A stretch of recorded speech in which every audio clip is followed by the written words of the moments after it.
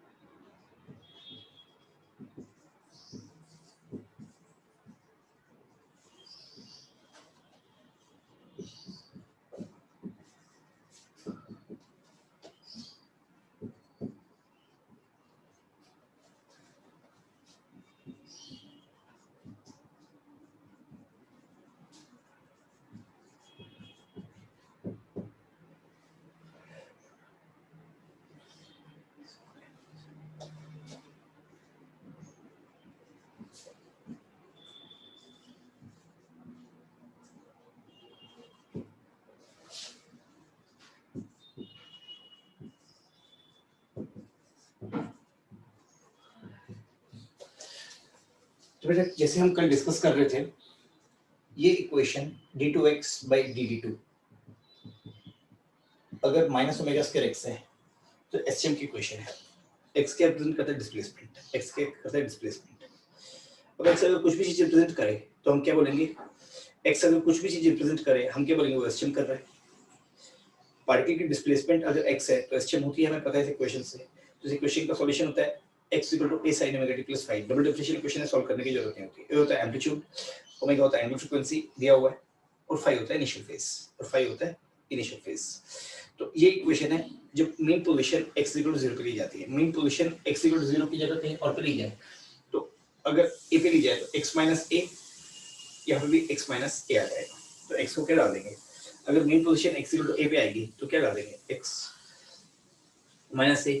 तो यहाँ पे तो -a खत्म हो जाएगा, तो माइनस ओमेगा से प्लस कांस्टेंट आएगा, तो इसका मतलब मेन पोजीशन शिफ्ट होगी। इसका हमें सॉल्यूशन पता होता है, तो ये एलसी सर्किट है, इसमें चार्ज और करंट ऑसिलेट करते हैं, एसटीएम करते हैं। तो इसको हमें सॉल्व करके देखना है कैसे होगा। शुरू में करंट 0 है, ये की ओपन है, इस कैपेसिटेंस सी पे, इस पे चार्ज प्लस Q0, इस पे माइनस Q0, t = 0 पे इसको स्विच ऑन कर दिया गया। तो इसका सॉल्यूशन देखते हैं, at any time t after key is pressed।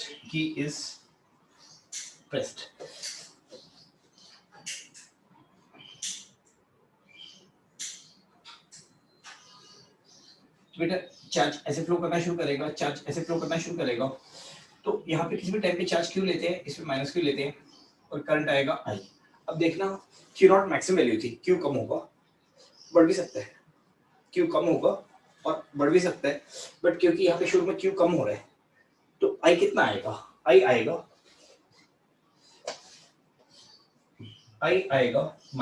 -dq/dt। पहला एक्सप्रेशन बेटा, फिर इक्वेशन लिखेंगे, ये पोटेंशियल डिफरेंस इस पोटेंशियल डिफरेंस के बराबर आएगा। तो ये पोटेंशियल डिफरेंस कितना होगा? करंट अगर ऐसे जा रहा है, ये पोटेंशियल माइनस ये LdI/dt और ये पोटेंशियल माइनस ये Q/C, दोनों बराबर आएंगे। तो हम लिखेंगे अगली इक्वेशन LdI/dt कितना आएगा? Q/C। अब I - dq/dt है, तो यहाँ पे इसको जब इसमें डालेंगे तो ये कितना आएगा? L d2q/dt2, एक माइनस साइन आएगा, उसको उधर डाल देते हैं -Q/C और L को ले आते हैं नीचे। तो देखते हैं एसटीएम की इक्वेशन बनेगी, तो ये देखते हैं ये एसटीएम की इक्वेशन बनेगी। तो हम लिख सकते हैं d2q/dt2 = -ω²q, where omega will be equal to √1/LC। तो इस सर्किट की एंगुलर फ्रीक्वेंसी आ जाएगी 1/√LC। अब मैं एक बार थ्योरेटिकली एनालाइज करता हूं इसको, सॉल्यूशन बाद में लिखेंगे। T इज इक्वल टू 0 पे इस पे चार्ज मैक्सिमम है इस प्लेट पे, तो हम इस प्लेट पे चार्ज निकालेंगे, हम इस प्लेट ए पे चार्ज निकालेंगे, बी पे नहीं निकालेंगे। इस पे चार्ज Q0 है, इस पे Q0 है। तो अब हो क्या रहा है, अब हम यहाँ पे देखते हैं बेटा, जब इस पे चार्ज मैक्सिमम होगा, इसके क्रॉस पोटेंशियल डिफरेंस मैक्सिमम होगा, इसके क्रॉस पोटेंशियल डिफरेंस मैक्सिमम होगा, तो इसके क्रॉस में पोटेंशियल डिफरेंस मैक्सिमम होगा। तो पोटेंशियल डिफरेंस जब भी मैक्सिमम होगा तो बेटा L D d T, L D T maximum होगा, L डी टी मैक्सिमम होगा, डी टी मैक्सिमम होगा। तो उस टाइम पे rate of change of current maximum होगा। जैसे यहाँ पे चार्ज कम होना शुरू होगा, इसके क्रॉस पोटेंशियल डिफरेंस कम होना शुरू होगा, इसके क्रॉस पोटेंशियल डिफरेंस कम होना शुरू होगा, तो इसके क्रॉस भी पोटेंशियल डिफरेंस कम होना शुरू होगा। अब इस बात को ध्यान से देखना, जब भी चार्ज फ्लो करता रहेगा, जब भी चार्ज फ्लो करता रहेगा, तो देखते हैं यहाँ का पोटेंशियल हायर है, यहाँ का पोटेंशियल लोअर है, यहाँ का पोटेंशियल हायर है और यहाँ का पोटेंशियल लोअर है। तो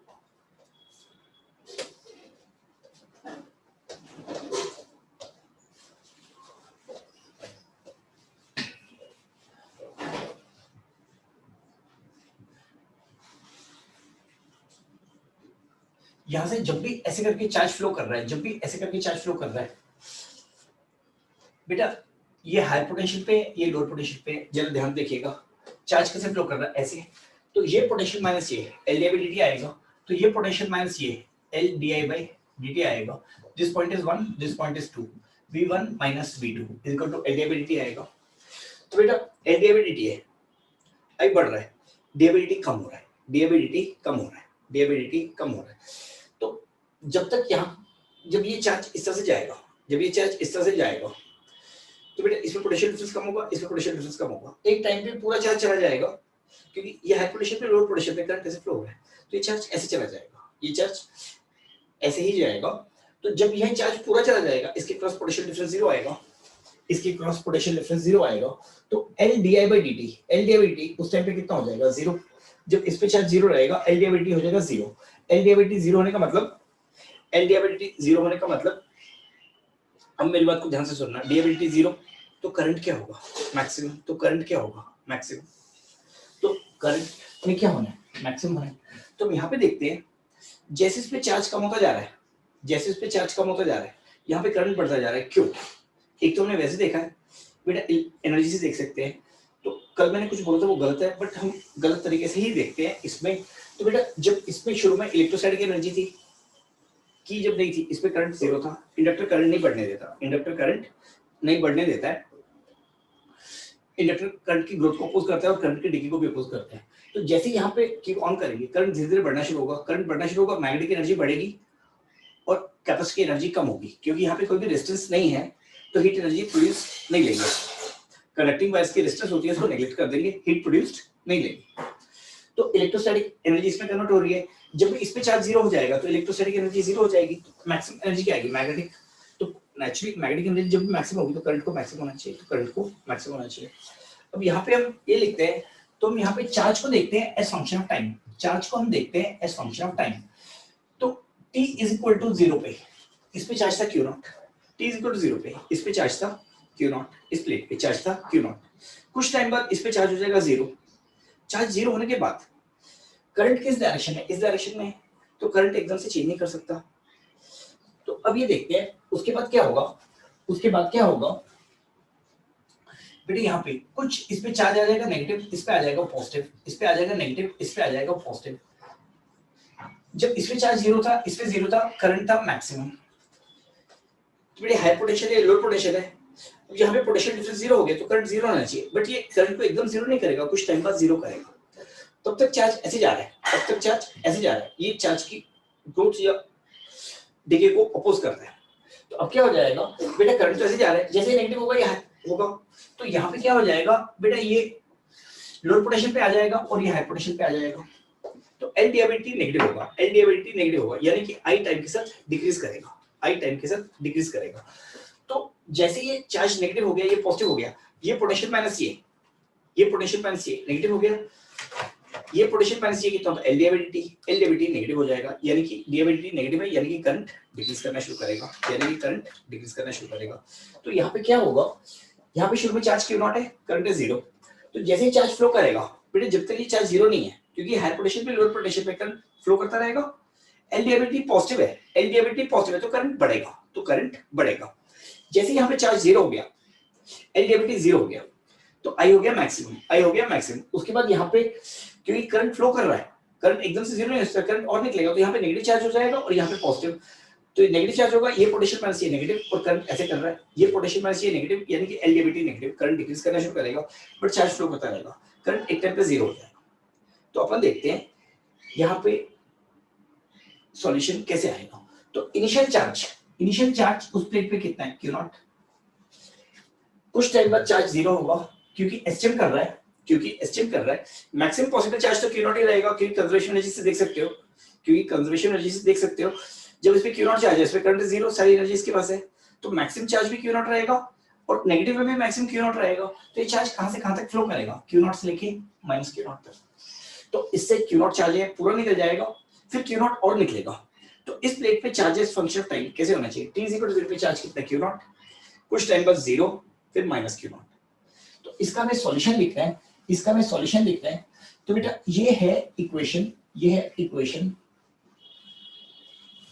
तो यहां पे देखते हैं चार्ज की इक्वेशन है d2q by dt not is equal to minus omega square q। तो q की एस्टिमेट लेते हैं, t इज इक्वल टू 0 पे q की वैल्यू कितनी है, q नॉट, कुछ टाइम बाद होगी 0। तो बेटा जब यहाँ पे 0 होगी, तो इस पे जब भी करंट फ्लो करता रहेगा, शुरू में इनिशियल चार्ज करंट 0 था, इस पे चार्ज q नॉट था, बाद में फिर से एक बार फाइनल करंट 0 होगा, तो इस पे चार्ज q नॉट ही रहेगा, बट पोलैरिटी रिवर्स कर जाएगी। तो ये चार्ज कहां से कहां तक जाएगा, q नॉट से माइनस q नॉट। तो यहां से यहां तक का टाइम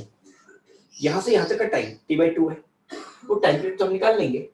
तो हमें चार्जेस फंक्शन ऑफ टाइम की इक्वेशन लिखनी है, तो इसको मानेंगे x, ये कितना होगा एम्पलीट्यूड कितना आएगा, साफ दिखाई दे रहा है q नॉट, एम्पलीट्यूड कितना आएगा q not, a sin omega t, omega हमें पता है, फाई कितना आएगा, t इज इक्वल टू 0 पे चार्ज पॉजिटिव साइड पे मैक्सिमम है, तो फेज कितना आएगा π/2, तो फेज कितना आएगा π/2। तो charge as function of time कितना हो जाएगा, sin ओमेगा t प्लस π/2। तो बेटा मैं कुछ क्वेश्चंस दे रहा हूं जो आप सबको सॉल्व करने हैं। तो यहाँ पे हमें एसटीएम की तरह देखना है, तो मैं इसको एक बार फिर से हल्का सा एनालाइज कर देता हूँ।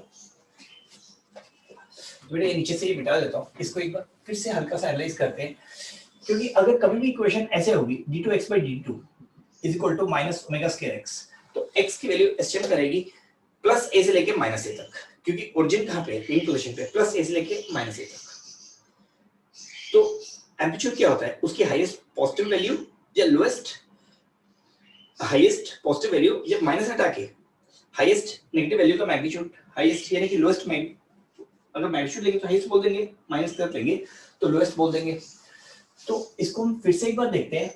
तो सबसे इंपॉर्टेंट बात है यहाँ पे देखना, अगर करंट ऐसे जा रहा है बेटा VA माइनस VB, अगर करंट ऐसे जा रहा है ये A या B, तो इंडक्टर में ये बात ध्यान देने वाली है, VA माइनस VB कितना आएगा LdI/dt।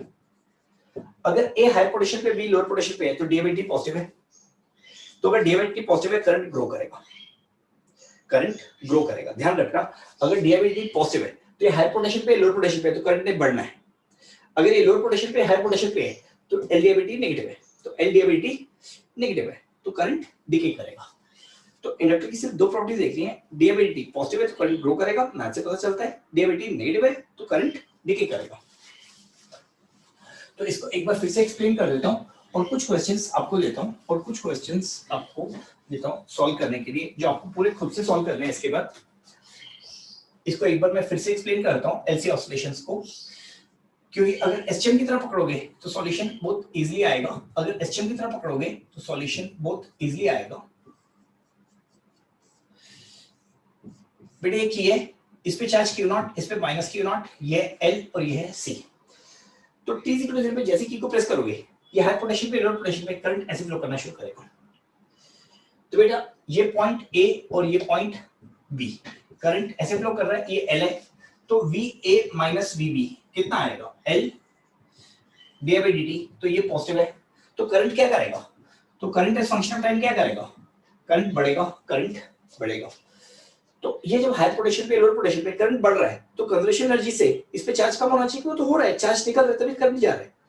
तो जैसे ही चार्ज यहाँ से निकलना शुरू होगा, इस पे चार्ज कम होना शुरू होगा, एक टाइम पे चार्ज आ जाएगा 0, एक टाइम पे चार्ज आ जाएगा 0। तो उस टाइम पे VA माइनस VB कितनी हो जाएगी 0। तो उस टाइम पे DI/dt कितना हो जाएगा 0। तो करंट या तो मिनिमम होना चाहिए मैक्सिमम होना चाहिए, बट हमें पता है कि करंट बढ़ रहा था तो मैक्सिमम होगा, तो यहाँ पे करंट मैक्सिमम आ जाएगा। तो बेटा यहाँ पे जब करंट मैक्सिमम आ जाएगा, इंडक्टर में करंट एकदम से 0 नहीं होता है, एकदम से डायरेक्शन चेंज नहीं करेगा, तो करंट अभी भी फ्लो करेगा, तो करंट अभी भी फ्लो करेगा। तो यहाँ पे चार्ज कितना आ जाएगा नेगेटिव, क्योंकि चार्ज और निकलेगा, तो यहाँ पे चार्ज कितना हो जाएगा माइनस नेगेटिव प्लस नेगेटिव। तो बेटा इस टाइम पे VA माइनस VB, इस टाइम पे VA माइनस VB कितना आ जाएगा नेगेटिव, VA माइनस VB कितना आ जाएगा नेगेटिव, यानी कि DI/dt कितनी आ जाएगी नेगेटिव, यानी कि करंट क्या करना शुरू करेगा, डिक्रीज करना शुरू करेगा। करंट क्या करना शुरू करेगा, डिक्रीज करना शुरू करेगा। तो यहाँ पे देखिएगा अगर इस पे चार्ज माइनस आएगी तो इस पे इलेक्ट्रोस्टैटिक एनर्जी बढ़ना शुरू करेगी, यहाँ पे मैग्नेटिक एनर्जी कम होना शुरू होगी। तो एक टाइम बाद करंट फिर से 0 होगा, एक टाइम पे करंट फिर से 0 होगा। तो जैसे ही करंट 0 होगा तो बेटा उस पे चार्ज आ जाएगा माइनस Q0 और उस पे आ जाएगा प्लस Q0, क्योंकि नेट एनर्जी बराबर होनी चाहिए, तो अब करंट हो गया 0, अब करंट हो गया 0। तो अब देखते हैं ये हाई पोटेंशियल पे होगा, ये लो पोटेंशियल पे होगा, करंट 0 हो गया, उसके बाद करंट डायरेक्शन चेंज करेगा, तो उसके बाद करंट डायरेक्शन चेंज करेगा, क्योंकि करंट हो गया 0, अब ये हाई पोटेंशियल पे लो पोटेंशियल पे करंट किस साइड बढ़ेगा, इस साइड बढ़ेगा। तो ये current as function of time कैसे आएगा, ये करंट की इक्वेशन एसटीएम की इक्वेशन बनेगी। तो अपन देख सकते हैं इस प्लेट पे चार्ज Q0 से लेके कहां तक जाएगा 0, 0 से कितना आएगा माइनस Q0, फिर माइनस Q0 से 0 पे आएगा, फिर 0 से Q0 to 0 to minus Q0 to 0 to plus Q0। तो यहाँ पे चार्ज ऑसिलेट करता रहेगा, तो मैं कुछ क्वेश्चंस दे रहा हूं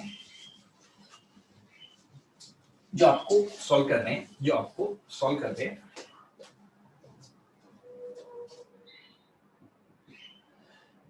in shown circuit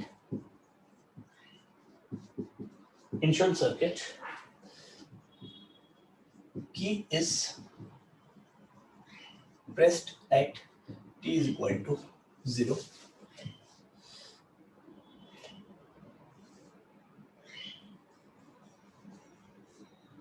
L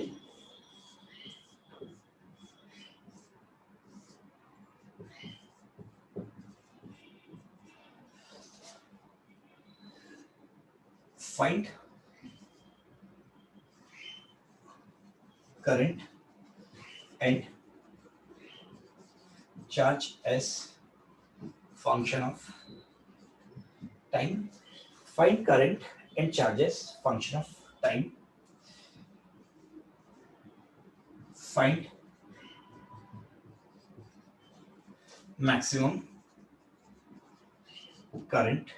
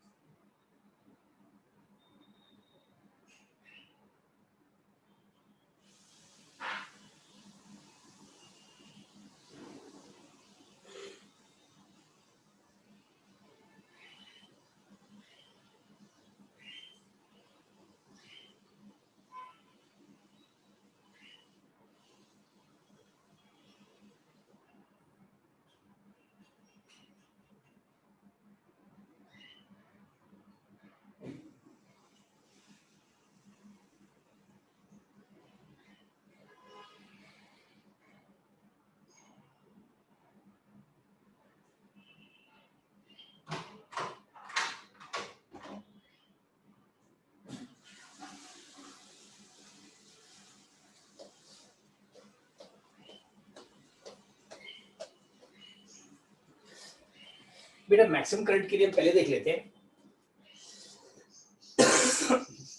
कुछ क्वेश्चंस होंगे क्योंकि वो मैं थोड़ी देर में अभी लूंगा मैक्सिमम करंट के लिए, क्योंकि अब इसके बाद मेंस के क्वेश्चन डिस्कस करूंगा, 2-3 कैपेसिटेंस डाल के भी क्वेश्चंस बनते हैं।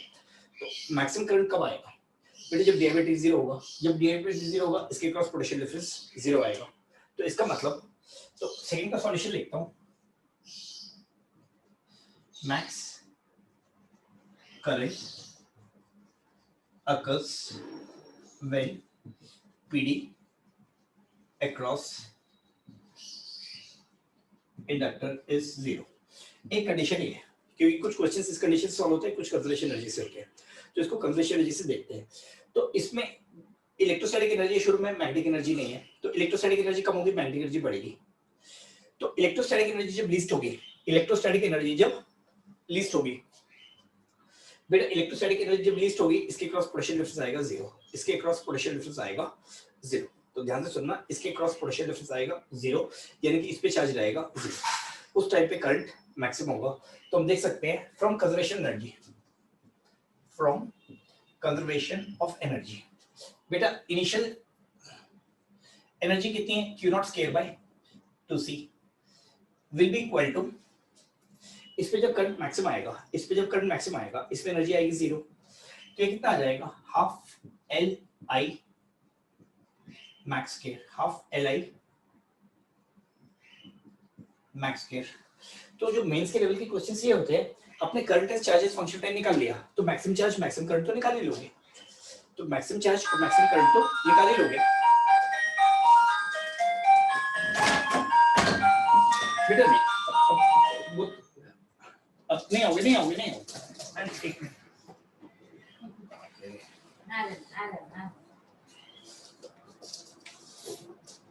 आंटी सेट से चले जाएगा वो ना, गड़बड़ करेगा।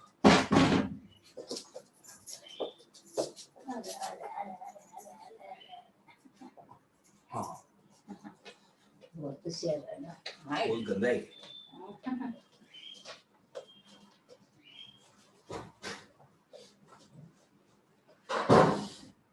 तो बेटा यहाँ पे हम देख सकते हैं, जब मैग्नेटिक एनर्जी मैक्सिमम होगी तो इलेक्ट्रोस्टैटिक एनर्जी लीस्ट होगी। मेन मुद्दा है यहाँ पे पोटेंशियल डिफरेंस जीरो आएगा, डीआईवी जीरो, तो आई मैक्सिमम होगा या मिनिमम होगा? आई मैक्सिमम होगा या मिनिमम होगा?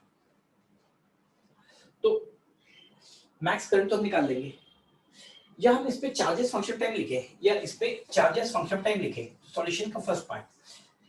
तो किसी भी टाइम पे अगर इस पे चार्ज, इस प्लेट पे चार्ज Q है, इस पे माइनस Q है, तो मेरी बात को ध्यान से सुनना, एलसी ऑसिलेशंस क्यों बोलते हैं? क्योंकि रेजिस्टेंस नहीं है, तो ऑसिलेशंस का डैम्प्ड ऑसिलेशंस है।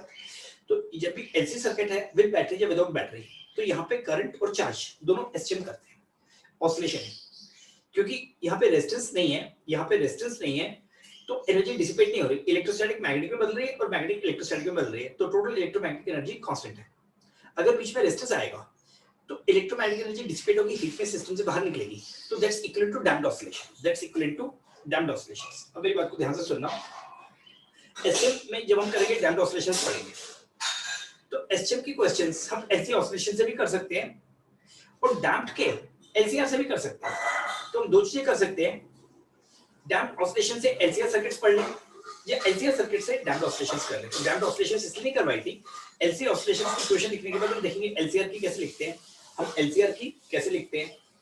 एलसीआर की जब एसी सोर्स के साथ आएगा वो फोर्स ऑसिलेशन होती है, तो हमारे सिलेबस में ऑसिलेशन में दो चीजें बचेंगी, एक फोर्स ऑसिलेशन और एक डैम्प्ड ऑसिलेशन, वो हम सर्किट एनालिसिस से करेंगे। तो दोनों हम सर्किट एनालिसिस से करेंगे क्योंकि यहाँ पे टेक्निक्स बहुत इजी है, यहाँ पे टेक्निक्स बहुत इजी है, तो इससे करेंगे, उसको डायरेक्टली करना काफी मुश्किल पड़ता है। तो बेटा जब भी यहाँ पे चार्ज क्यों आएगा तो हमें पता है ये ऑसिलेट करेगा, ये ऑसिलेट करेगा, Q नॉट से माइनस Q नॉट तक जाएगा, तो हम एक स्ट्रेट लाइन बनाएंगे। तो बेटा चार्ज t इक्वल टू 0 पे चार्ज कितना आएगा, t इक्वल टू 0 पे चार्ज कितना आएगा, Q नॉट से कहां तक जाएगा, माइनस Q नॉट। तो एसटी में मेन पोजीशन बिल्कुल बीच में है, तो बिल्कुल इसको डिस्प्लेसमेंट मानेंगे। चार्ज की इक्वेशन क्या लिखेंगे बेटा, जैसे डिस्प्लेसमेंट की इक्वेशन लिखते हैं, एम्पलीट्यूड, एम्पलीट्यूड कितना आएगा, Q not a sin omega t plus pi by 2 Q।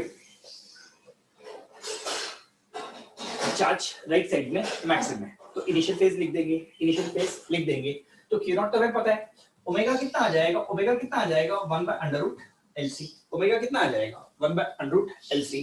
तो चार्जेस फंक्शन ऑफ टाइम, तो चार्जेस फंक्शन टाइम कितना आ जाएगा Q not sine omega t plus pi by 2, sine omega t plus pi by 2, ऐसे भी लिख सकते हैं sine omega t plus pi by 2। तो यहाँ पे एक एक्सप्रेशन देखता है कि ओमेगा कितना आएगा 1/√LC। तो बेटा करंट, करंट की इक्वेशन कितनी हो जाएगी, Q is equal to Q not omega, Q not omega cos omega t plus pi by 2, तो साइन ओमेगा टी। तो बेटा यहाँ पे आप देख सकते हो अगर मैक्सिमम चार्ज Q नॉट है तो मैक्सिमम करंट कितना होगा ओमेगा Q नॉट। बेटा इसको भी याद कर सकते हो, तो यहाँ पे भी देख सकते हो। तो मैक्सिमम करंट कितना आएगा, तो मैक्सिमम करंट कितना आएगा, तो मैक्सिमम करंट आएगा आई मैक्स आएगा 1/√LC into Q not, 1/√LC into Q not. तो वो भी कितना आ रहा है ओमेगा इंटू Q नॉट। तो मैं क्वेश्चन दे रहा हूँ, उसको जरा ध्यान से करना है आपको। तो बिल्कुल इलेक्ट्रोस्टैटिक्स का क्वेश्चन है।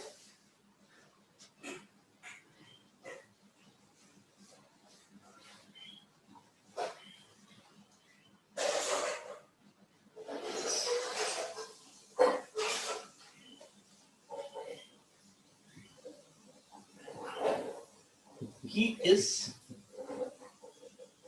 pressed at t is equal to 0।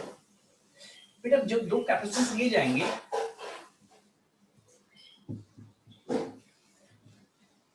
Initial charges are as show.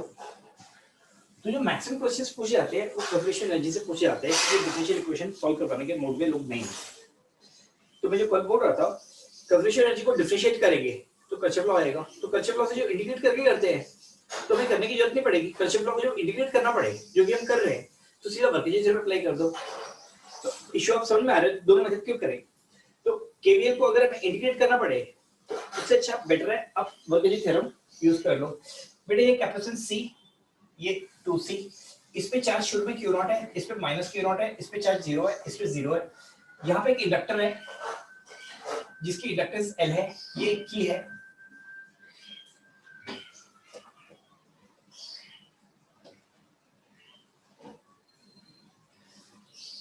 बेटा इसको जरा सोच समझ के करना।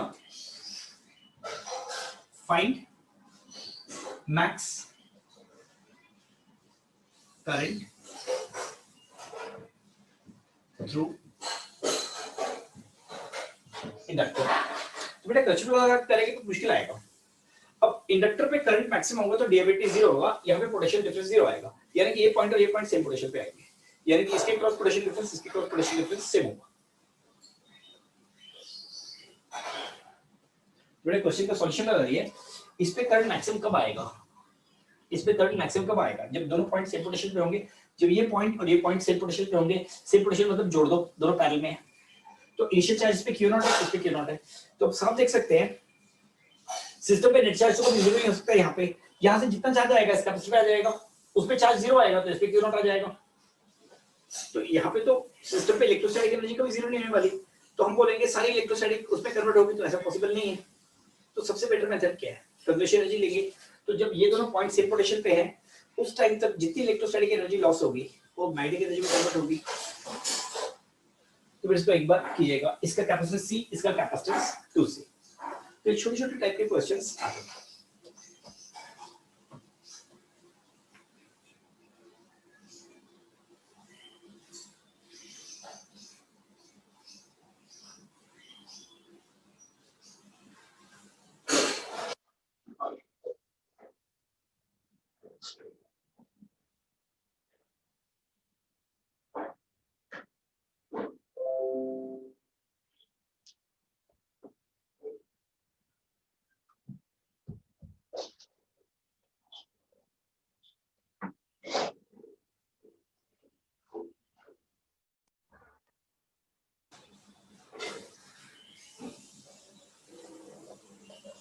बेटा ये लेते हैं A, ये लेते हैं B। Current is max when L di by dt is equal to VA minus VB is equal to 0। तो ये और ये सेम पोटेंशियल पे आएंगे, तो उस टाइम पे इस पे अगर चार्ज x आता है तो इस पे कितना आएगा Q नॉट माइनस x। तो बेटा एक ही प्लेट पे चार्ज दिख रहा हूँ, यहाँ से जितना जाएगा इस प्लेट में जाएगा, यहाँ से जितना जाएगा इस प्लेट में जाएगा। तो ये पोटेंशियल सेम है, इसका मतलब ये पोटेंशियल माइनस ये प्लस ये माइनस ये 0 आएगा। तो ये पोटेंशियल माइनस ये कितना आएगा Q not minus x by C plus ये माइनस ये, यहाँ पे चार्ज x है तो इस पे कितना है माइनस x। पॉजिटिव पे लिखिए, नेगेटिव पे लिखने की जरूरत नहीं है। तो minus x by 2c will be equal to 0, यानी कि Q not minus x by c will be equal to x by 2c will be equal to Q not by 3c। तो बेटा ये माइनस इक्वल टू 0 है, तो equal to यहाँ पे shift कर दो या इसको उस साइड ले जाओ, तो x बाई 2c आ जाएगा। a by b equal to c by d, numerator square कर दो, डिनोमिनेटर स्क्वायर कर दो, बराबर आएगा। तो x कितना आ जाएगा, x आ जाएगा 2Q नॉट बाई 3। तो इसका मतलब करंट कब मैक्सिमम होगा, करंट कब मैक्सिमम होगा, current will be maximum when this charge x is equal to 2/3। तो लिख सकते हैं current will be maximum, current will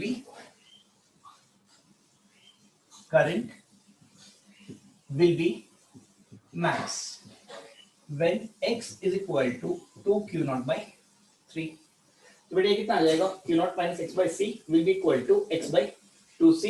तो ऊपर ऐड करेंगे Q नॉट आएगा, नीचे आएगा 3c, तो x कितना आ जाएगा, ये सही है। तो this implies from conservation of energy, initial energy कितनी है, इनिशियल एनर्जी कितनी है, इनिशियल एनर्जी है Q नॉट स्क्वायर है 2c will be equal to final energy. Final energy क्या आएगी, इलेक्ट्रोस्टैटिक तो जीरो नहीं होगी, half Li max square plus half Q not minus x। तो बेटा ये कितना आ जाएगा Q नॉट बाई 3 और ये कितना आ जाएगा 2Q नॉट बाई 3। तो इसकी एनर्जी कितनी आएगी, half Q not by 3 square by c plus half 2Q not by 3 square into 1 by 2c into 1 by 2c। तो यहाँ से हम सॉल्व करके loss in electrostatic energy will be equal to gain in magnetic energy, maximum current निकाल सकते हैं, maximum current निकाल सकते हैं। तो यहाँ पे देखते हैं, अगर हम डिफरेंशियल इक्वेशन लगा के करते हैं तो सेकंड मेथड से देखते हैं। डिफरेंशियल इक्वेशन लगा के करते हैं, मैं इक्वेशंस लिख देता हूँ, पर पहली बात ध्यान में रखनी है, ये दोनों सीरीज में नहीं है, ये दोनों सीरीज में नहीं है, क्योंकि ये पोटेंशियल माइनस ये है बेटा, यहाँ पे चार्ज x1 आएगा, यहाँ पे x2 आएगा, तो ये पोटेंशियल माइनस ये क्या आएगा x1 by c1 plus x2 by c2। x common नहीं आएंगे, ये दोनों सीरीज में नहीं है। सीरीज में कब होते हैं, जब ये प्लस ये चार्ज जीरो हो या दोनों पे चार्जेस सेम हो, इसमें प्लस क्यू हो, इसमें माइनस क्यू, इसमें प्लस क्यू, इसमें माइनस क्यू, ऐसा पॉसिबल नहीं है। तो इन दोनों को सीरीज में कब ले सकते हैं, कब नहीं ले सकते हैं, बड़ी प्रॉब्लम वाली बात है। तो यहाँ पे कुछ डिस्कस नहीं करेंगे, इसका ऑल्टरनेट मेथड है, मैं इक्वेशन लिख के दिखा देता हूँ। तो आप ध्यान रखिएगा, एलसी ऑसिलेशन के क्वेश्चन जब भी आए, आप पहला मेथड वर्केजी थ्योरम ही लगाएं, माने इसमें इलेक्ट्रोस्टैटिक एनर्जी है, माने इसमें मैग्नेटिक एनर्जी है। तो मैं बोल रहा हूँ, तो कई बार लोग हंसते हैं, मानने की जरूरत क्या है, मेरे जो काउंटर पड़ता है इसमें तो इलेक्ट्रोस्टैटिक एनर्जी ही है, इसमें मैग्नेटिक ही है, तो आप क्यों बोल रहे हो इसमें इलेक्ट्रोस्टैटिक मान लेते हैं। मानते तो तब है ना जब ना हो। तो मैं ध्यान से बोल रहा हूँ, इसमें सारी एनर्जी इलेक्ट्रोस्टैटिक माननी है, इसमें सारी एनर्जी मैग्नेटिक माननी है। क्यों, क्योंकि जब भी करंट चेंज होता है, इसके अंदर इलेक्ट्रिक चेंज होती है, अंदर मैग्नेटिक एनर्जी भी है। इसके अंदर जब भी करंट चेंज होगा, इलेक्ट्रिक जनरेट होगी, तो इलेक्ट्रिक एनर्जी भी है। बट एलसी ऑसिलेशंस में कैपेसिटर पे आप जब तक कोई डायरेक्टली ना पूछे, आप इलेक्ट्रोस्टैटिक एनर्जी मानिए और इस पे मैग्नेटिक एनर्जी मान के चलिए।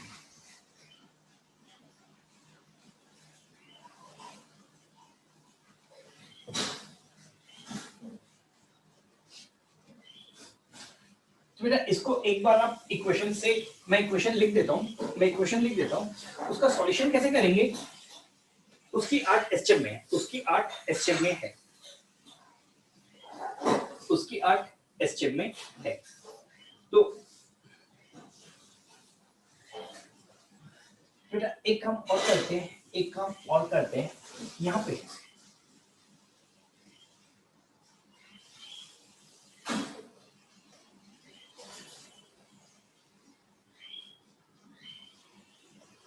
L C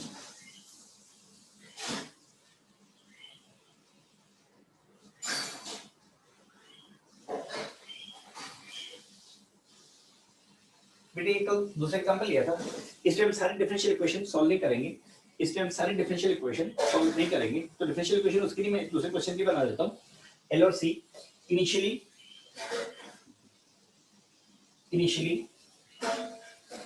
charge on capacitor is 0, initially charge on capacitor is 0, इस बैटरी का EMF E है, E is pressed at t is equal to 0, find maximum charge and maximum current in circuit. मैं आपसे बोलूंगा पहले मैक्सिमम करंट निकालना, जब भी मैक्सिमम करंट आएगा वो बहुत इजी होता है, मैक्सिमम चार्ज को दिमाग लगा करना पड़ेगा, मैक्सिमम करंट बहुत इजी होता है, इसके क्रॉस पोटेंशियल डिफरेंस 0 आएगी।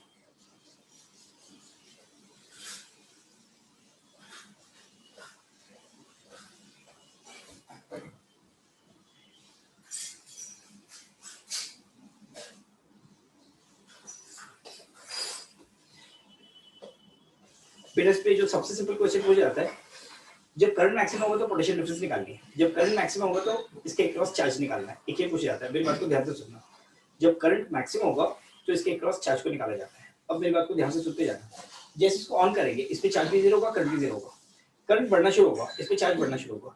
जब करंट मैक्सिमम होगा तो इस पे शुरू में चार्ज कितना है 0, जैसे करंट जा रहा है चार्ज बढ़ना शुरू हो रहा है, जैसे करंट जा रहा है चार्ज बढ़ना शुरू हो रहा है। जब भी करंट मैक्सिमम होगा इसके क्रॉस पीडी 0 आएगा, तो ये पीडी इसके क्रॉस आएगा, तो उस टाइम पे इस पे चार्ज होगा सी, उस टाइम पे इस पे चार्ज होगा सी, ये पूछा जाता है। एक क्वेश्चन ये बड़ा कॉमन है, जब भी इस पे करंट मैक्सिमम होगा उस पे चार्ज निकालना है। तो ध्यान रखना यहाँ पे कंजर्वेशन एनर्जी लगाते वक्त बैटरी का भी वर्क कैलकुलेट करना पड़ेगा, बैटरी है तो करंट जब मैक्सिमम हो गया तो करंट एकदम से 0 नहीं होगा, करंट एकदम से 0 नहीं होगा, मैक्सिमम के बाद क्या होगा करंट कम होना शुरू होगा, तो करंट जब भी कम हो रहा है इस पे चार्ज बढ़ता रहेगा। तो जैसे ही करंट 0 होगा, जैसे ही करंट 0 होगा तो उस पे कुछ चार्ज आएगा, उस पे कुछ चार्ज आएगा। तो जब भी इस डायरेक्शन में करंट जाता जा रहा है उस पे चार्ज बढ़ता जा रहा है, तो जैसे ही करंट 0 होगा उस पे चार्ज मैक्सिमम होगा, तो जैसे ही चार्ज वापस आना शुरू होगा, चार्ज इधर जा रहा है और इधर जा रहा है, चार्ज इधर जा रहा है बढ़ रहा है, चार्ज इधर आ रहा है कम हो रहा है, तो करंट जैसे ही डायरेक्शन रिवर्स करेगा तो कैपेसिटर पे चार्ज मैक्सिमम कम होता है जब करंट डायरेक्शन रिवर्स करता है। ध्यान रखिएगा इसी का चक्कर है, जब करंट डायरेक्शन रिवर्स करता है, जब करंट डायरेक्शन रिवर्स करता है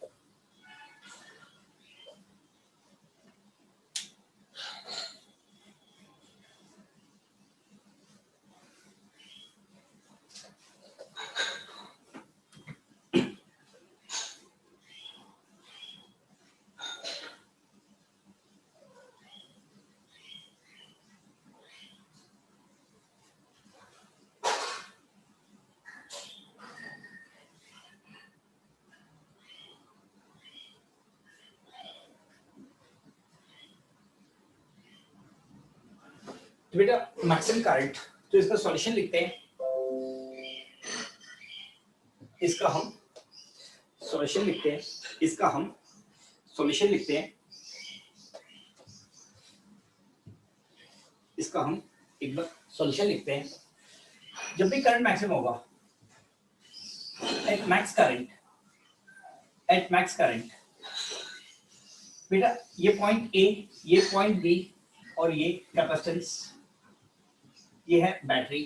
eight max current VA will be equal to VB, ये पॉइंट C है, तो ये पोटेंशियल माइनस ये कितना हो जाएगा E, तो VB minus VC will be equal to E, यानी कि इस पे चार्ज कितना हो जाएगा बेटा, इस पे चार्ज कितना हो जाएगा C इंटू E, इस पे चार्ज कितना हो जाएगा C इंटू E।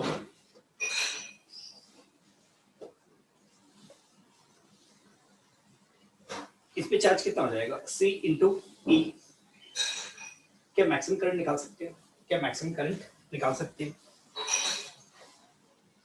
बेटा? इतने दौरान बैटरी जितना वर्क करेगी वो किस में जाएगी, इलेक्ट्रोस्टैटिक एनर्जी। तो वर्क एनर्जी अब देखिएगा इतने से इतने टाइम में इसके थ्रू चार्ज कितना फ्लो किया है, CE। तो बेटा अब सिर्फ मैक्सिमम करंट निकालेगा, मैक्सिमम चार्ज के लिए मैं डिस्कस करता हूं। अब सिर्फ मैक्सिमम करंट निकालेगा तो इजी नहीं रहेगा। तो बेटा मैक्सिमम करंट कैसे निकालेंगे, तो बेटा यहाँ पे देखते हैं एट मैक्सिमम करंट। तो from initial state to maximum current, from initial state to maximum current, तो हम यहाँ पे क्या बोलेंगे, from initial state to max current state, final energy of system is equal to initial energy of system plus work done by battery. तो हम क्या बोलेंगे, final energy of system will be equal to initial energy of system plus work done by battery. यहाँ पे कोई heat produce नहीं हो रही, यहाँ पे कोई हीट प्रोड्यूस नहीं हो रही है। तो फाइनल एनर्जी ऑफ सिस्टम क्या आएगा बेटा, जब इस पे आई मैक्स होगा, इस पे जब आई मैक्स होगा तो फाइनल एनर्जी ऑफ सिस्टम कितना आएगा, half l I max square plus system इसको मानेंगे, इसके अंदर पोटेंशियल डिफरेंस कितना है E, तो इसमें कितनी एनर्जी आएगी plus half C E square will be equal to initial energy of system will be equal to initial energy of system। Initially charge भी जीरो था, इनिशियली चार्ज भी जीरो था। तो ध्यान से देखिएगा इनिशियली चार्ज भी जीरो था, इनिशियली करंट भी जीरो था। तो बैटरी ने कितना वर्क किया है, बैटरी के थ्रू कितना चार्ज गया है Q, बैटरी के थ्रू कितना चार्ज गया है प्लस वर्क डन बैटरी कितना आएगा Q इंटू E। तो Q इंटू E, तो यहाँ पे देखते हैं half l I max square plus half C square. तो बेटा ये भी आएगा C स्क्वायर, तो हाफ ये कितना आ जाएगा, हाफ C E स्क्वायर। तो I मैक्स देखना, I मैक्स देखना कितना आएगा, I मैक्स देखना कितना आएगा, C by L under root E, C by L under root E।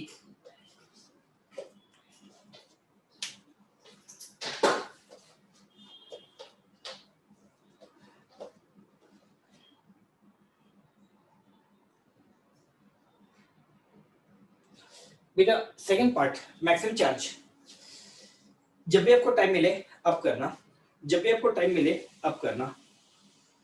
तो बेटा उसको सोचने के लिए इक्वेशन लिखनी है। तो यहाँ पे हमने देखा है शुरू में इस पे चार्ज जीरो है, करंट इधर जा रहा है, जब करंट मैक्सिमम है तो इसके क्रॉस पोटेंशियल डिफरेंस पता है चार्ज है, करंट मैक्सिमम होने के बाद एकदम जीरो नहीं आएगा। तो करंट जब मैक्सिमम है तो इस पे चार्ज C है, तो इस पे चार्ज कहाँ से कहाँ तक इंक्रीज किया, जीरो से। तो बेटा अगर चार्ज भी, अब मेरी बात को ध्यान से देखना, अब मेरी बात को ध्यान से देखना, डीसी सर्किट है तो दिमाग कहाँ पे लगाना है, चार्ज भी एसटीएम कर रहा है, करंट भी एसटीएम कर रहा है, दोनों का टाइम पीरियड सेम है, दोनों का टाइम पीरियड सेम है।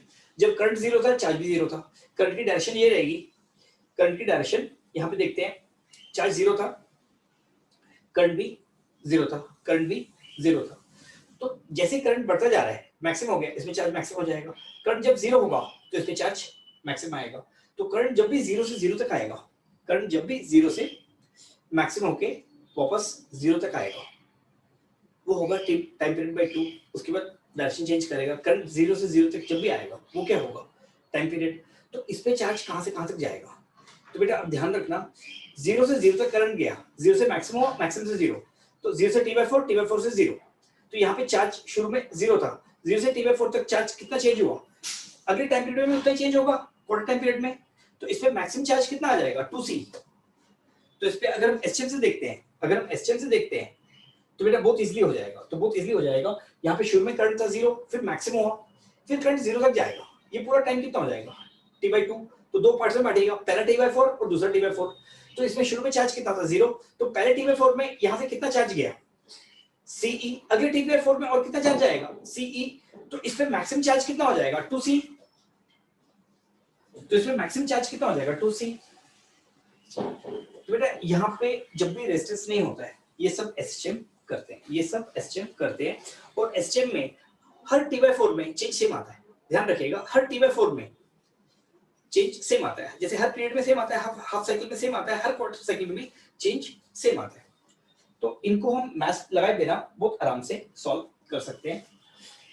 अब एलसी सर्किट्स पे कुछ क्वेश्चंस लेते हैं, एलआर सर्किट्स पे कुछ क्वेश्चंस लेते हैं। ये आपको कर रहे हैं बेटा, जैसे हम कल डिस्कस कर रहे थे, क्योंकि फ्लक्स वगैरह हमने बहुत कर लिए थे, अब एलआर सर्किट्स पे भी कुछ क्वेश्चंस कर लेते हैं। ये आर है और ये है एल, ये है एल, ये है एक की और ये है बैटरी। की is pressed at t is equal to 0. Find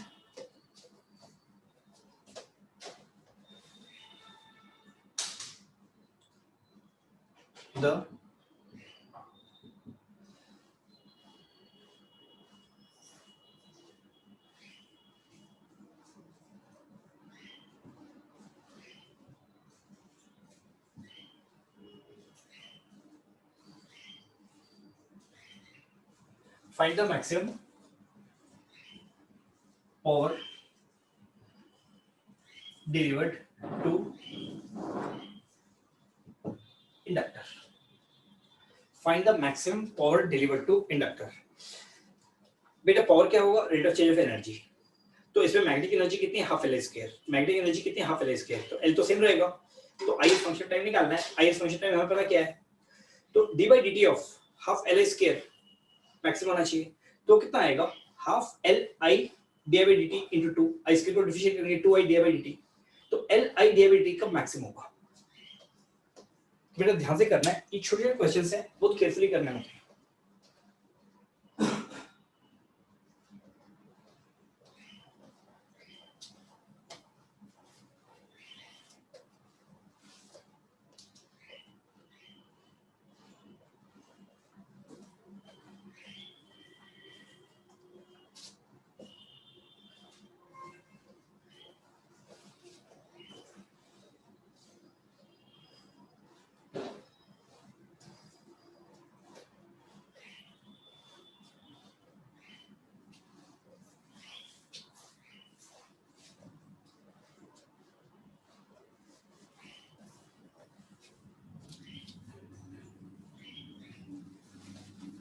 तो बेटा यहाँ पे आई आ जाएगा, आई आ जाएगा t by R 1 minus e raise to minus T by tau, t by tau. बेटा ये आ जाएगा L D I by D T plus I R equal to E D I by D T equal to E minus I R by L by L I will be equal to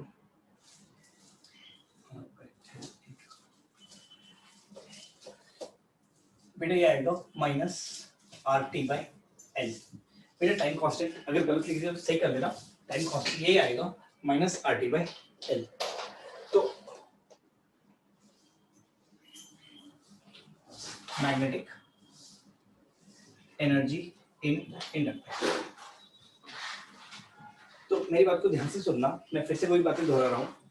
inductor बोलते हैं magnetic energy. Inductor में magnetic energy कब होती है? जब current हो constant. जब current very कर रहा होता है तो इलेक्ट्रोमैग्नेटिक होती है।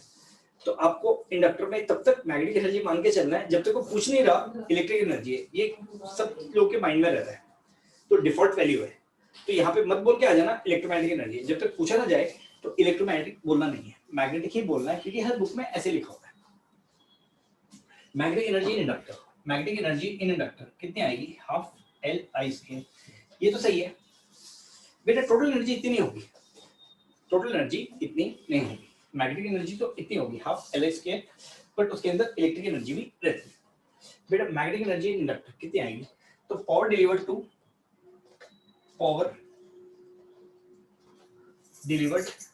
Inductor, power delivered to inductor will be equal to D by D T of L I square by 2।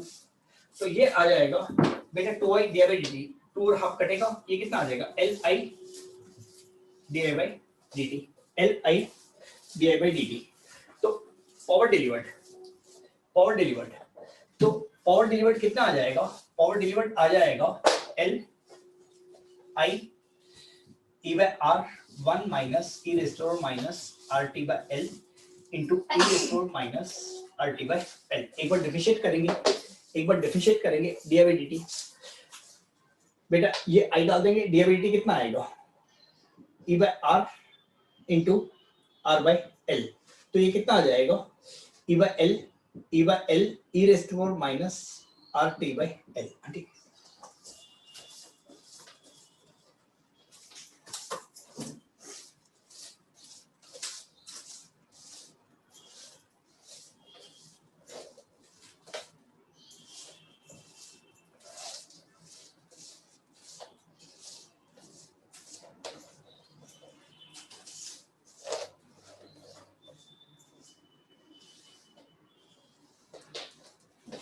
तो बेटा एक बार I लिखेंगे, एक बार डी करेंगे तो R by L आएगा, E by L आ जाएगा। तो यहाँ पे कितना हो जाएगा बेटा, एल कटेगा यहाँ से, तो ये भी आ जाएगा e square by r, naturally b square by r ही आता है, into 1 minus e raise to minus are t by l into e raise to minus are t by l. तो बेटा पावर कब मैक्सिमम होगी, अब बंदा इसको दोबारा डिफरेंशिएट करेगा, वो नहीं करना है। ये कब मैक्सिमम होगी बेटा, इन दोनों का सम कांस्टेंट आता है, तो प्रोडक्ट कब मैक्सिमम होगा,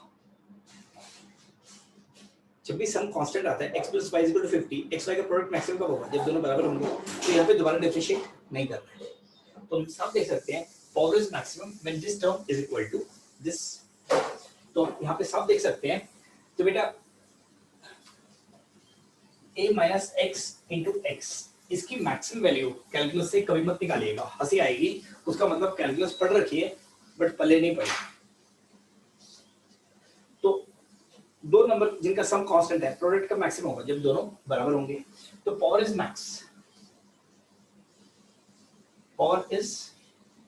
मैक्स व्हेन, तो इसके सॉल्यूशन हर कोई बेटा वो डिफरेंशिएट करके करता है, कहते बहुत बढ़िया क्वेश्चन है, वो पूरा डिफरेंशिएट करके निकालते हैं, तो बढ़िया क्वेश्चन का बढ़िया हो जाता है। 1 minus e raised to minus RT by L will be equal to e raised to minus RT by L। तो इसका मतलब ये कितना आना चाहिए, हाफ, और ये कितना आना चाहिए, हाफ। तो इसका मतलब मैक्स पावर कितना आ जाएगा, हाफ, और half 1/4 e square by R।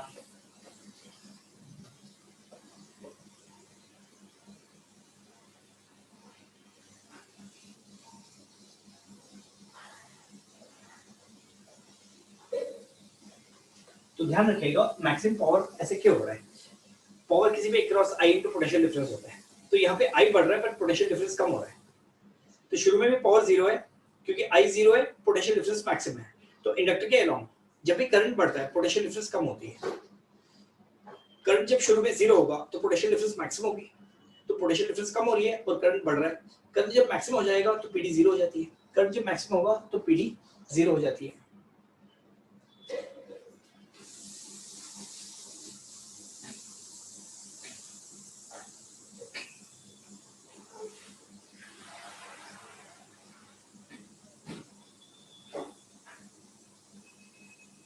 बेटा एलएफ सर्किट्स पे इस क्वेश्चन को आप लोग एक बार सॉल्व कीजिएगा।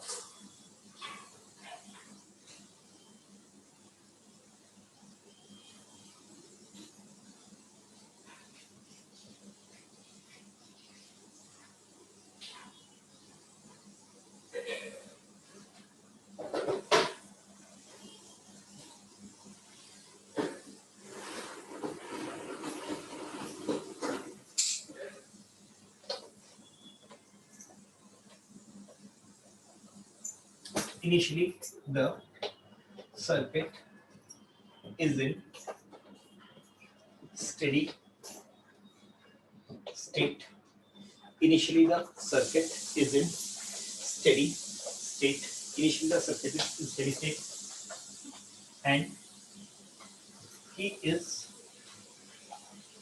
pressed at t is equal to 0. And he is pressed at t is equal to 0. Find current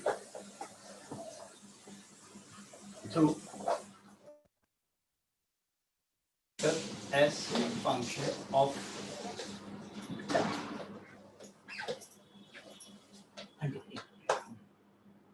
हाँ करिए नहीं उसको टच मत कीजिए।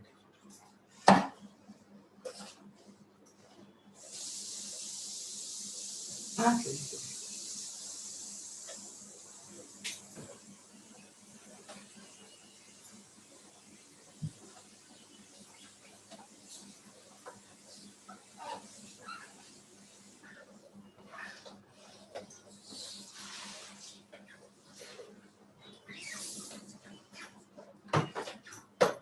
तो बेटा करंट थ्रू इंडक्टर क्या होगा, a plus B e raise to minus T by tau.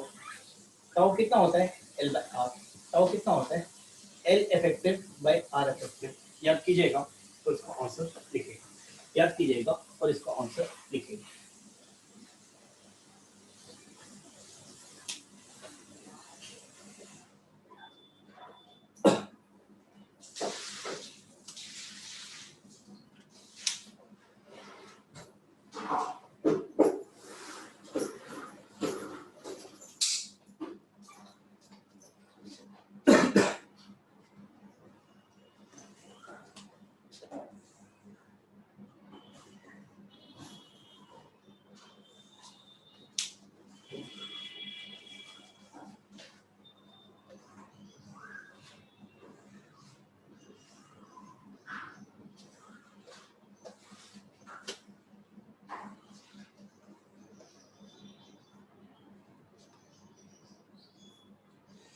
तो बेटा t is equal to 0 पे a plus b क्या होगा, करंट है t is equal to 0।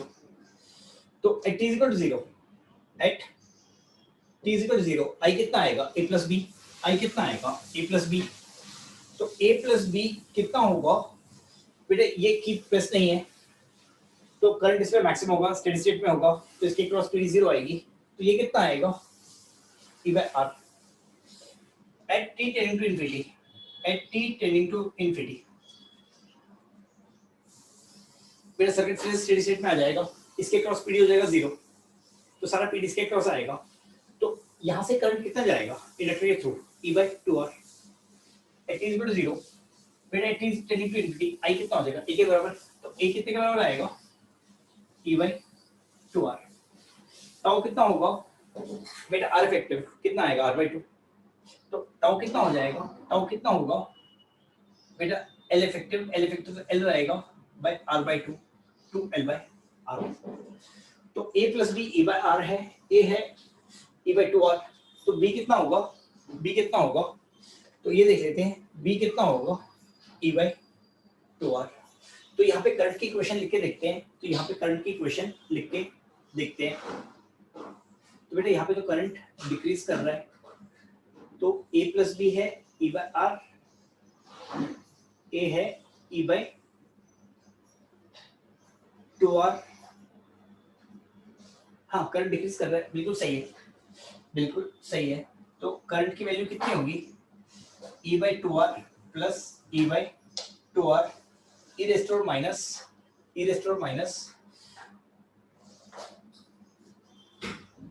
rt by 2l। तो t is equal to 0 पे करंट कितना होगा e by 2r, t tending to infinity पे ये पार्ट कितना आ जाएगा 0। तो करंट कितना हो जाएगा e by 2r plus e by 2r। इस इक्वेशन को याद रखिएगा AC सर्किट्स और इसकी इक्वेशन को।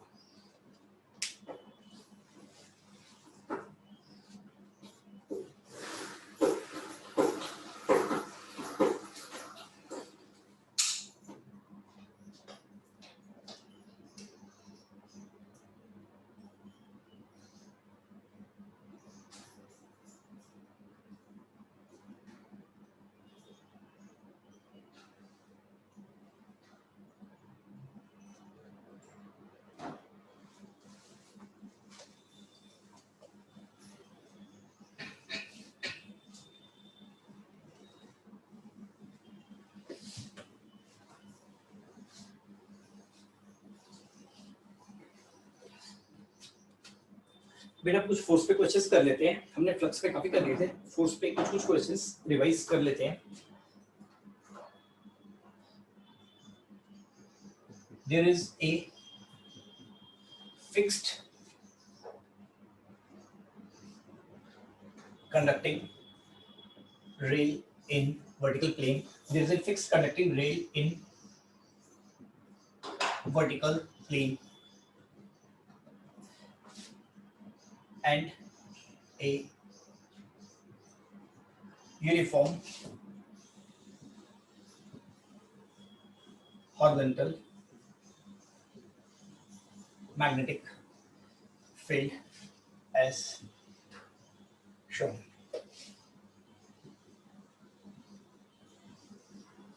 A conducting rod initially horizontal is released from rest. Find max velocity of rod.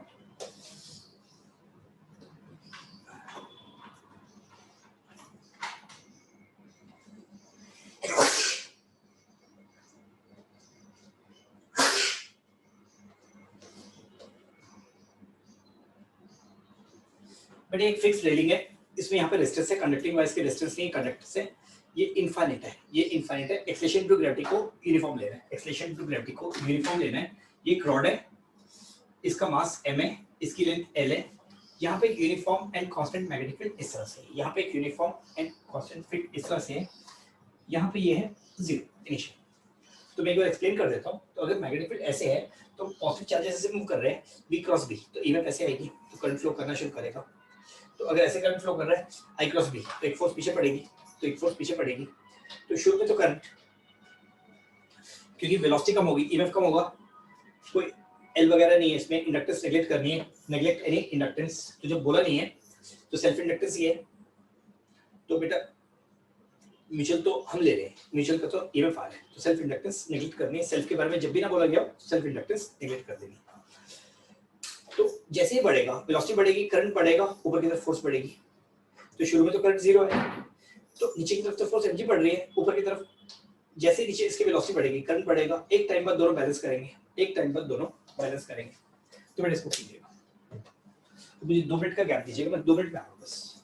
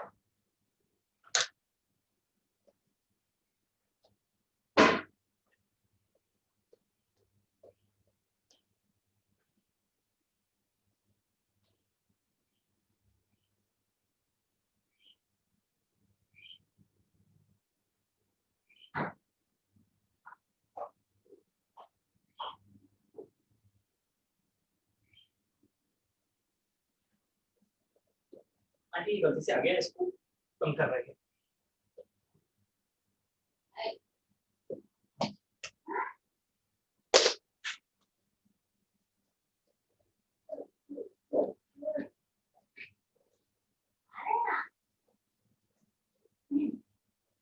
बेटा यहाँ पे 2 क्वेश्चंस करने हैं।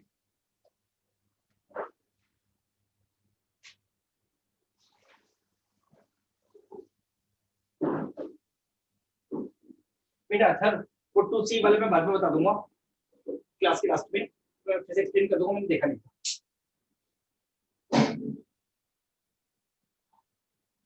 उसको मैं फिर से एक्सप्लेन कर दूंगा। यहाँ पे देखते हैं,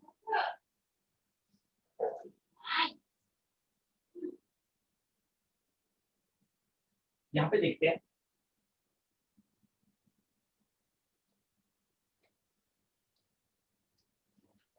बेटा एक टाइम पे इस पे फोर्स आ जाएगी mg, एक टाइम पे इस पे फोर्स आ जाएगी mg। इसके थ्रू करंट फ्लो करेगा ऐसे, पीछे फोर्स होगी bi, इसकी वेलोसिटी है v, i कितना होगा blv बाय r। बेटा यहाँ पे रेजिस्टेंस डाला हुआ था, यहाँ पे रेजिस्टेंस डाला हुआ था, i कितना होगा blv बाय r। तो जब इसकी वेलोसिटी 0 होगी तो i 0 होगा, v 0 है, emf 0 आएगी, तो ऊपर की तरफ फोर्स नहीं होगी, नीचे की तरफ फोर्स होगी, तो इसकी वेलोसिटी बढ़ती रहेगी, इसकी वेलोसिटी बढ़ती रहेगी, i बढ़ता रहेगा, एक टाइम पे b i l mg के बराबर हो जाएगा, एक टाइम पे i b l, एक टाइम पे b i l कितना हो जाएगा mg, यानी कि b i l बेटा i कितना होगा b l v by r into l, कितने के बराबर हो जाएगा mg, mg के बराबर हो जाएगा, यानी कि v कितने के बराबर हो जाएगा mg r by v square l square। v max कितना आएगा, v max कितना आएगा बेटा, वो कॉस तो वो गलती से आपने i की वैल्यू लिख दी है, i max की, वो गलती से i max की वैल्यू लिख दी, वो गलती से i max की वैल्यू लिख दी। तो बेटा vi mg के बराबर होगा, तो मैक्सिमम करंट जो आएगा, अब उसके बाद क्या होना है, उसके बाद क्या होना है, अब मेरी बात को ध्यान से सुनना, क्योंकि इस पे अगला क्वेश्चन देना है मैंने। उसके बाद क्या होगा बेटा, मैक्सिमम होने के बाद या तो टर्मिनल स्टेट आएगी या फिर कम होगा। तो अपन को देखना है जिस टाइम पे mg बेटा BIL के बराबर आ गई, BIL के बराबर आ गई, mg अगर BIL के बराबर आ गई तो उस टाइम पे वेलोसिटी हो जाएगी मैक्सिमम, उस टाइम पे वेलोसिटी हो जाएगी मैक्सिमम। अब इसके बाद कम होगी या बढ़ेगी हमें चेक करना है, तो हमें कम करते हैं, थोड़ा बढ़ना नहीं लेना चाहिए, दो चीज हो सकती है, कांस्टेंट या कम। अगर वेलोसिटी को कम कर देते हैं, अगर हम वेलोसिटी को कम कर देते हैं तो बेटा करंट कम हो जाएगा, फिर से वेलोसिटी बढ़ जाएगी, तो वेलोसिटी कम नहीं होने वाली। तो जब भी वेलोसिटी मैक्सिमम आ गई है उसको चेक करना है, क्योंकि ऊपर तो जाएगी नहीं, या तो कांस्टेंट रहेगी या कम होगी, या तो कांस्टेंट रहेगी या कम होगी, तो हमें कम होने वाला चेक करना चाहिए। तो हम देखते हैं v को कम कर देते हैं, अगर v को कम कर देते हैं तो करंट कम हो जाएगा, फोर्स कम हो जाएगी, वेलोसिटी बढ़ जाएगी, तो यानी कि यहाँ पे कौन सी वेलोसिटी आएगी, this will be terminal velocity, this will be terminal velocity. तो इसके बाद ये इस कांस्टेंट वेलोसिटी नहीं चलेगा, इसके बाद ये इस कांस्टेंट वेलोसिटी से ही चलेगा, क्योंकि वेलोसिटी बढ़ाओगे, अब चेक कर लो, वेलोसिटी बढ़ाओगे फिर फोर्स बढ़ जाएगी, तो फिर से वेलोसिटी ने कम होना है, तो मैक्सिमम के ऊपर बढ़ेगा नहीं, यहाँ पे मैक्सिमम के नीचे कम भी नहीं होगा, क्योंकि मैक्सिमम पहुंच गया है। अब तीनों चेक कर लो, बढ़ रहा है बढ़ा दो, मैग्नेटिक फोर्स बढ़ जाएगी तो वेलोसिटी ने कम हो जाना, इसका मतलब वेलोसिटी बढ़ेगी, वेलोसिटी को कम कर दो, वेलोसिटी को कम कर दो, ये फोर्स कम हो जाएगी, वेलोसिटी बढ़ जाएगी, तो वेलोसिटी कम करते बढ़ेगी, वेलोसिटी बढ़ाते कम होगी, इसका मतलब कांस्टेंट रहेगी, इसका मतलब कांस्टेंट रहेगी। तो अभी एक काम कर रहे हैं दूसरे क्वेश्चन में,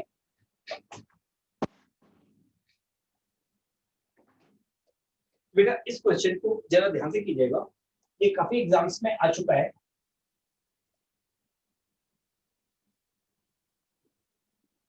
There is a fixed U conducting rail in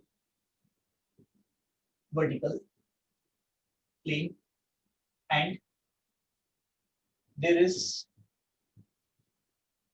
uniform and constant magnetic field B naught as shown. यहाँ पे रेजिस्टेंस आर लगाया हुआ है, एक uniform and constant magnetic field B not इस तरह से है, यहाँ पे एक रॉड है, इसका मास m, इसकी लेंथ l, इसका मास m,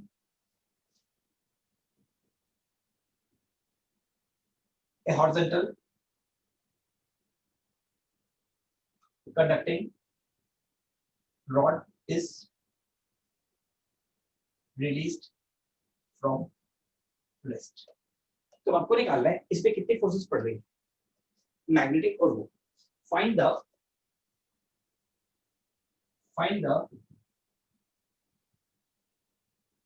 maximum work done by all forces on rod. तो इसके सारे पार्ट सॉल्व करवा दिए हैं। तो यहाँ पे क्या देखना है, final category of rod is equal to initial category of rod plus work done by other forces. तो इनिशियल कैटेगरी 0, इनिशियल कैटेगरी 0 है, तो final category will be equal to work done by other forces. तो maximum work done by other forces क्या होगा, maximum final category.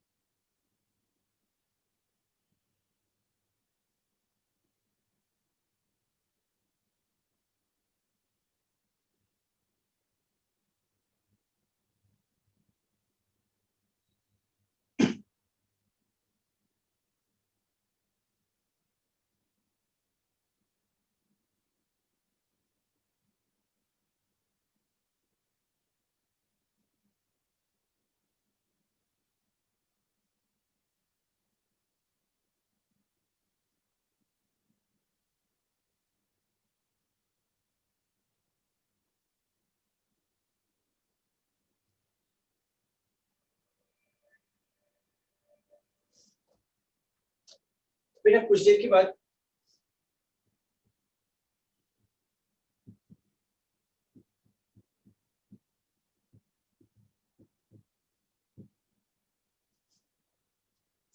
बेटा ये revision lectures इस पे कुछ देर के बाद देख लीजिएगा, अपलोड कर दूंगा।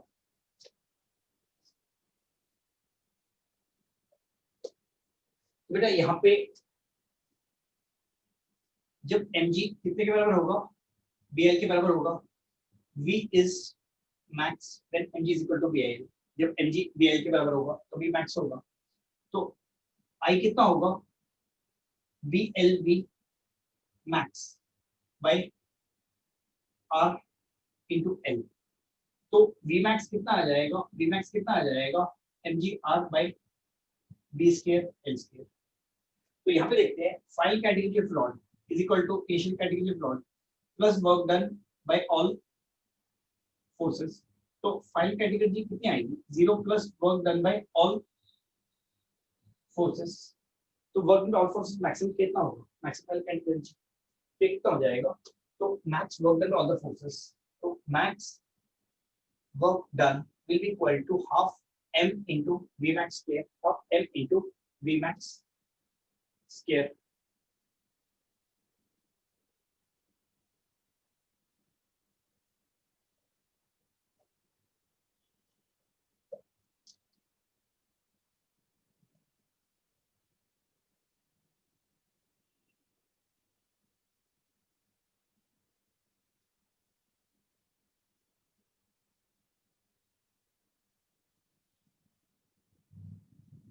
of m into v max square।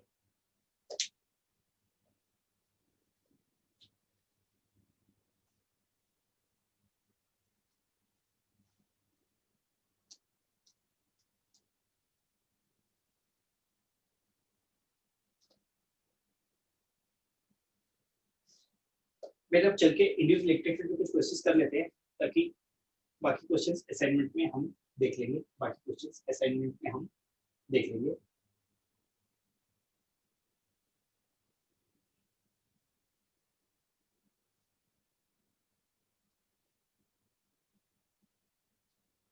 तो हमने मोशन ऑफ कंडक्टर्स पे देख लिया था examples. on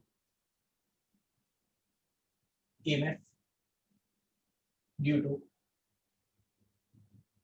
varying magnetic field.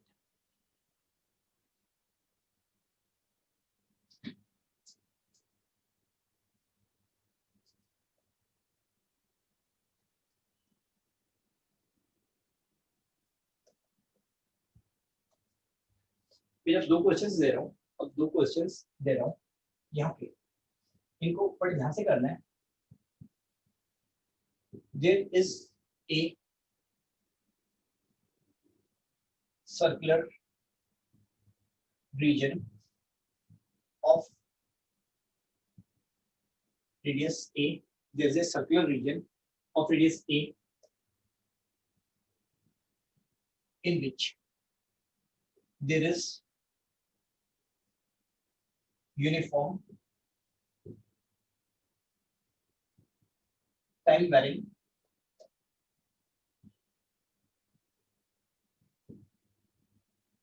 magnetic field. There is uniform and time varying magnetic field. B is equal to B naught T. Find PD across A conducting rod. Find PD across a conducting rod VP minus VQ as in both cases. तो पहले case में मेरा ये circular region है, इसके अंदर uniform and constant magnetic field है V not into T. ये किसके अंदर आती है? सोलनॉइड. तो ध्यान रखिएगा जो इलेक्ट्रिक फील्ड प्रोड्यूस होती है वो मैंने सिर्फ इसके लिए करी थी, सर्कुलर रीजन के लिए, क्योंकि सेंटर की पॉइंट से मिलती थी. तो यहाँ पे एक मैग्नेटिक फील्ड है, तो इस रीजन के अंदर एक मैग्नेटिक फील्ड है B is equal to B not T. ये रेडियस है A. यहाँ पे एक रॉड रखी हुई है, कंडक्टिंग. ये पॉइंट P है, ये Q है, रॉड की लेंथ है L. सेंटर से अगर परपेंडिकुलर ड्रॉ करता हूँ तो बेटा ये डिस्टेंस x आएगा, तो ये डिस्टेंस x आएगा, और ये साइड बराबर है. सेंटर से डिस्टेंस x आएगा, तो रॉड इज सिमेट्रिकली प्लेस्ड. तो यहाँ पे रॉड इज सिमेट्रिकली प्लेस्ड. पहला केस ये है. दूसरा केस, तो बेटा हमने अंदर भी इलेक्ट्रिक फील्ड निकाली थी, बाहर भी निकाली थी. अंदर कैसे आ रही थी? Directly proportional to r. बाहर कैसे आ रही थी? Inversely proportional to 1/r. अगर आप याद करो, अंदर की जो इंड्यूस्ड इलेक्ट्रिक फील्ड थी लाइन से सर्कुलर आ रही थी, तो अंदर की electric directly proportional to r थी, बाहर की 1/r. तो जैसे ही तब जाएंगे इनकी लाइंस के बीच की डेंसिटी बढ़ती जाएगी, बाहर कम होती जाएगी. तो ये सर्कुलर रीजन है जिसका रेडियस है a. यहाँ पे एक uniform and constant magnetic field है B नॉट T. एक रॉड रखा मैंने, टेंजेंट बनाया हुआ एक रॉड रखा हुआ है बेटा, एक कंडक्टिंग रॉड रखी हुई है जो टेंजेंट है. इस साइड और इस साइड सेम है. ये लेंथ है L, ये पॉइंट है P और ये पॉइंट है Q. तो ये डिस्टेंस है A. तो ये लाइन इसका परपेंडिकुलर बाइसेक्टर है, ये लाइन इसका परपेंडिकुलर बाइसेक्टर. तो बेटा दोनों केस में आपको PD निकालनी है, तो PD और EMF दोनों बराबर होते हैं, बट दोनों के साइन. तो ये रॉड क्योंकि इलेक्ट्रिक फील्ड आ रही है, तो बेटा यहाँ पे अगर मैग्नेटिक फील्ड ऐसे इंक्रीज कर दे, तो यहाँ पे एक रिंग रख देंगे, तो उसमें करंट ऐसे इंड्यूस होगा, यानी कि लाइन से फोर्स ऐसे इंड्यूस होगी. तो इस साइड में पॉजिटिव चार्ज आएगा, इस साइड में नेगेटिव चार्ज आएगा. ये हाई पोटेंशियल पे होगा, लो पोटेंशियल पे होगा. इसमें EMF क्या होगी? नॉन इलेक्ट्रोस्टैटिक फोर्स का इस डायरेक्शन में होगा. तो हमने दो चीजें डिस्कस की थी. फैराडे लॉ से हम लूप EMF निकाल सकते हैं, सेक्शन में निकाल सकते हैं. तो अगर सेक्शन की EMF निकालनी है तो आपको EMF की डायरेक्शन चाहिए होगी, या तो ऐसी लूप कंस्ट्रक्ट कीजिए जिसके बाकी पाथ पे वर्क 0 है. तो आप इसको इलेक्ट्रिक फील्ड निकाल के भी कर सकते हैं और फैराडे लॉ से भी कर सकते हैं. तो मैं सजेस्ट करूंगा फैराडे लॉ से ही करना.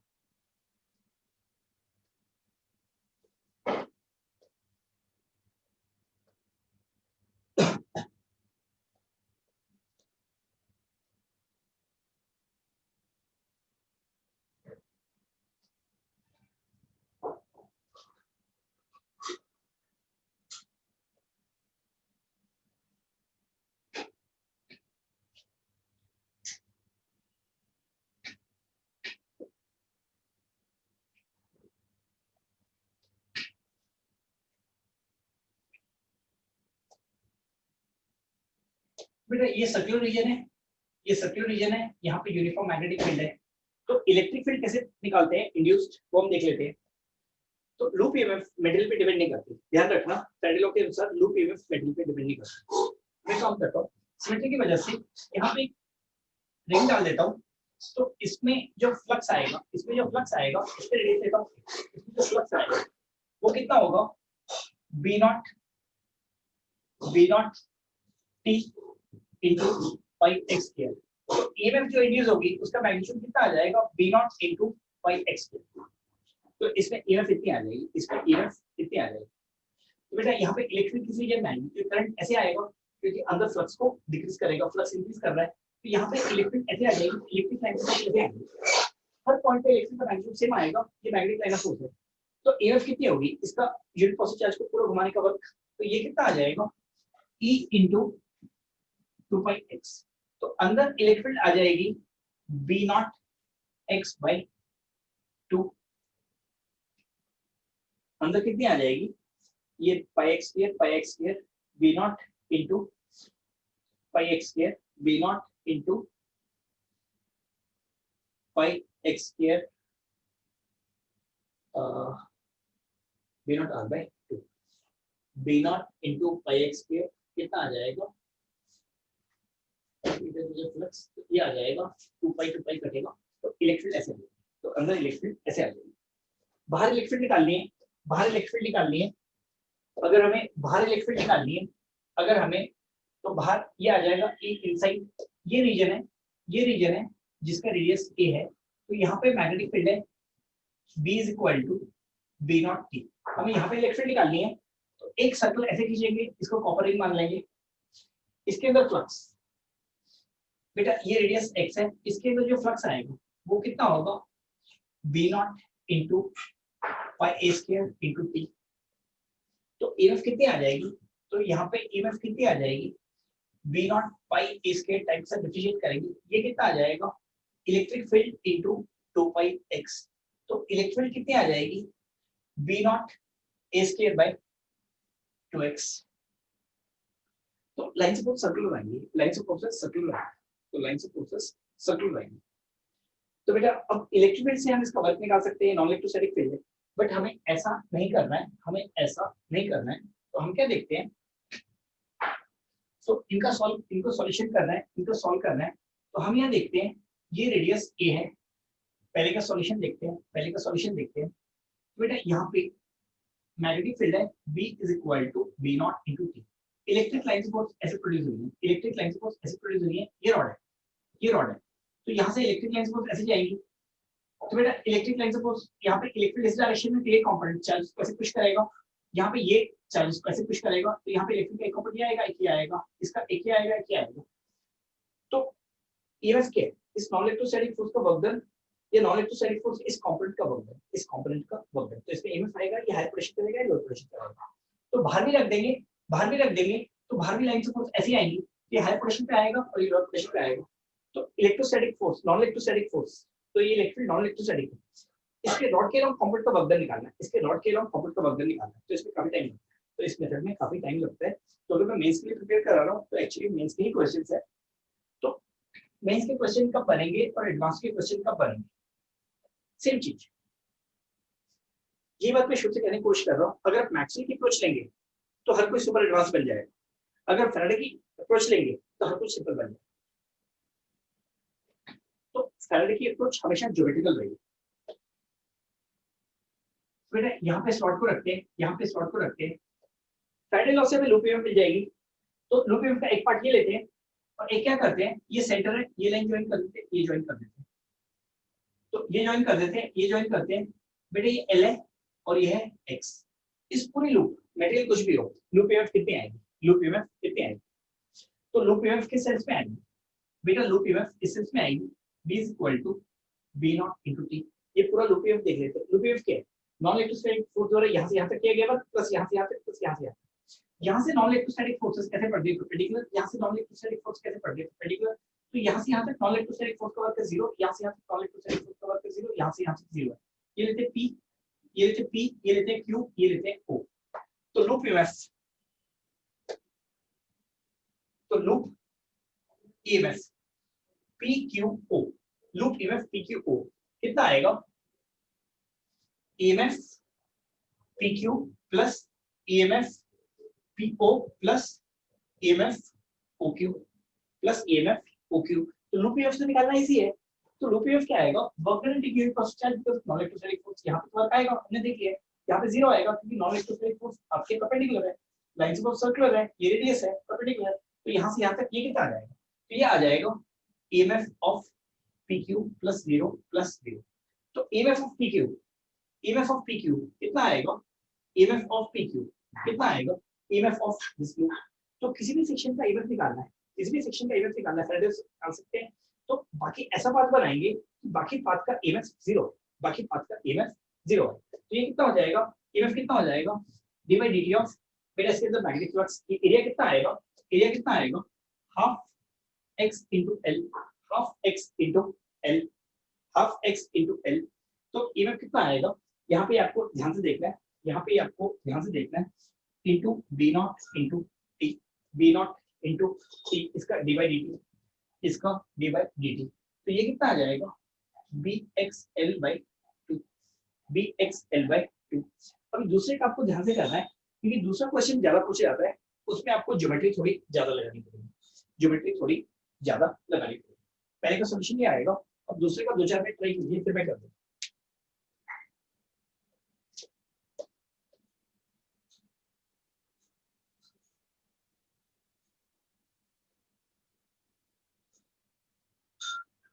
ये क्वेश्चन को मैंने डिस्कस कर रखा था पहले भी। अभी दूसरे का देखते हैं, पार्ट 2।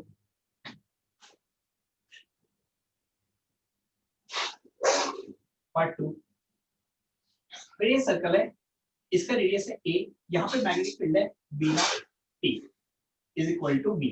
तो ये कंडक्टिंग रॉड रखी हुई है, इसमें ईएमएफ निकालना है p और q। तो अपन सेंटर से लाइन ज्वाइन करेंगे, तो यहाँ से इलेक्ट्रिक लाइन सपोर्ट ऐसे आएंगे, इलेक्ट्रिक लाइन सपोर्ट ऐसे आएंगे। तो अपन क्या करेंगे? EMF of loop PQO will be equal to EMF of PQ will be equal to EMF of PQ plus EMF of this plus EMF of this। तो कितना आ जाएगा? +0 +0। क्योंकि यहाँ पे नॉन इलेक्ट्रोस्टैटिक फोर्स पाथ के परपेंडिकुलर, उनका work done नहीं है। फोर्सेस अगर पाथ के परपेंडिकुलर उनका वर्क डन नहीं है। तो इस सेक्शन का EMF, इस सेक्शन का EMF, तो बेटा यहाँ पे पता है EMF इस डायरेक्शन में है, तो मैंने PD बोला था। अगर EMF मिल गया और PD बराबर है, अगर EMF इस डायरेक्शन में, ये पॉइंट हाई पोटेंशियल पे लो पोटेंशियल पे करंट फ्लो नहीं कर रहा है, तो अगर करंट फ्लो नहीं कर रहा है, EMF PD बराबर आएंगे, करंट फ्लो कर रहा है, PD होगा EMF plus minus IL, EMF plus minus IL। तो यहाँ पे निकालना है, तो बेटा EMF of PQ, EMF of PQ will be equal to this loop EMF, this loop EMF। तो ये लूप EMF निकालना है, तो आपको क्या करना बेटा? फ्लक्स कितने एरिया में, फ्लक्स कितने एरिया में, तो आपको क्या निकालना पड़ेगा? एंगल फाई निकालना पड़ेगा। तो ये कितना आएगा? Half radius into phi. बेटा इसके अंदर फ्लक्स पूरे एरिया में नहीं आएगा, सिर्फ कितने में आएगा। तो ये एरिया कितना आएगा? Half a into phi into b not t into b not t का डी बाई डी। ये फ्लक्स कितना आ जाएगा? Half a phi b not. तो आपको फाई निकालना है, और फाई कैसे निकालेंगे? अब फाई कैसे निकालेंगे बेटा? यहाँ से यहाँ तक ये डिस्टेंस आएगा a और ये आएगा l/2, ये आएगा l/2। तो tan phi/2, tan of phi/2 कितना आएगा? l/2a, l/2a। तो फाई कितना आएगा? 2 tan इनवर्स l/2a। तो कोई साइन इनवर्स दे देगा, कोई कॉस इनवर्स दे देगा, तो वो आप मैनेज कर सकते हो। साइन थीटा कॉस थीटा निकाल के इनवर्स ले लेना, साइन थीटा कॉस थीटा निकाल के इनवर्स ले लीजिएगा। तो बेटा इस रूप में ही ना, सिर्फ फ्लक्स इस तरीके में बाहर के रीजन में नहीं है। तो सबसे आज का एरिया कितना होता है? हाफ रेडियस, हाफ बेटा half a square phi, sorry वो गलत लिख दिया, हाफ a स्क्वायर फाई।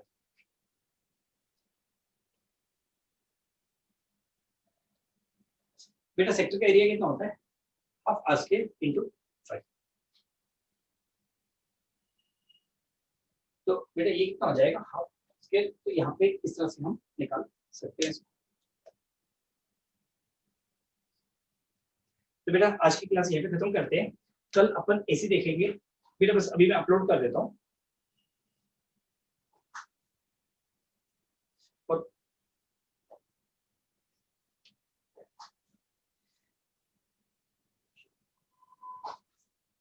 बेटा आज की क्लास यहीं पे खत्म करते हैं।